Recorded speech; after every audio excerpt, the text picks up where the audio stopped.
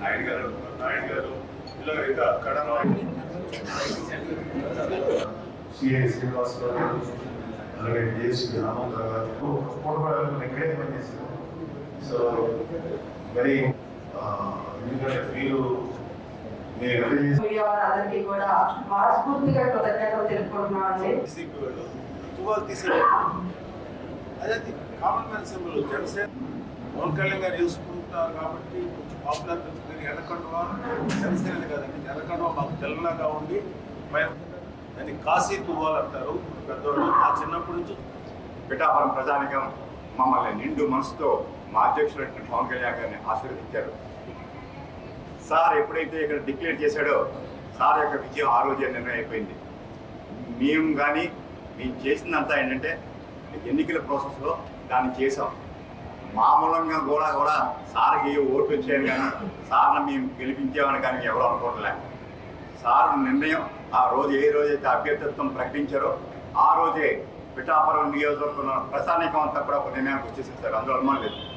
మీకు వచ్చినటువంటి ఓటు శాతం కానీ ఆ నిలబడ్డ తీరు కానీ ఎండలో గంటలు సార్. నిన్న సిస్టంలో ఏమైందంటే ఫస్ట్ టైం చెప్పారు, అందులో నిమిషానికి ఒక ఓటే అవుతుంది సార్. అది ఆ పేపర్లో గంటకు 60 ఓట్లు మీకు అవ్వలేదు.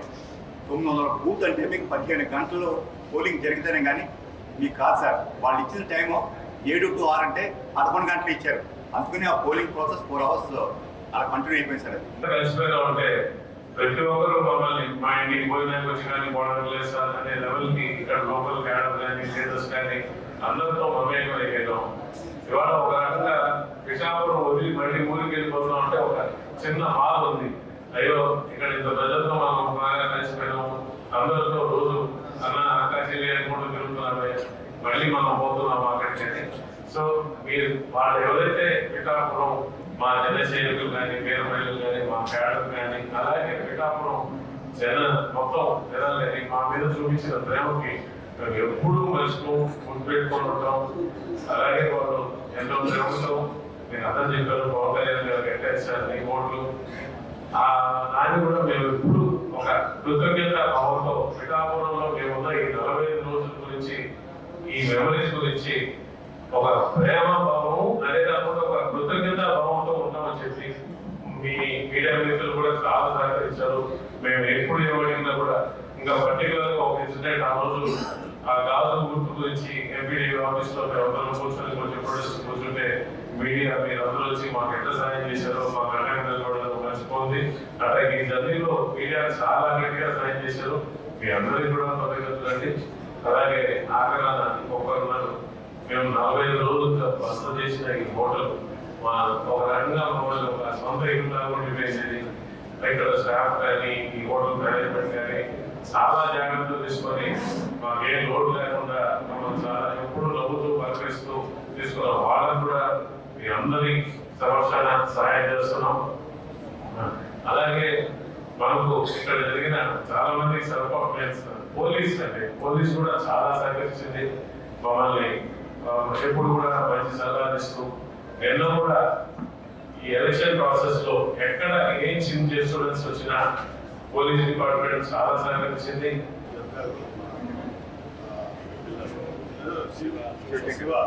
నాయుడు గారు ఇలా ఇంకా కడన ముఖ్యంగా ఇవాళ పిఠాపురం ప్రజలకు కూడా మీ అందరి తరఫున మనస్ఫూర్తిగా థ్యాంక్స్ చెప్తున్నాం. జనరల్గా ఏంటంటే ఓటు ఒక మంచి వైపు పాజిటివ్ ఓటు ఉంటుంది, లేకపోతే ఒక నాయకుడు అంటే ఇష్టపడి ఓటేస్తారు, ఒక నాయకుడు కైండ్ ఆఫ్ అభిమానం ఉంటుంది. కానీ ఇక్కడ మాకు ప్రత్యక్షంగా మేము అందరం చూసినప్పుడు ఇక్కడ ఓటు ఎలా వేశారంటే ప్రేమతో ఓటేస్తారు.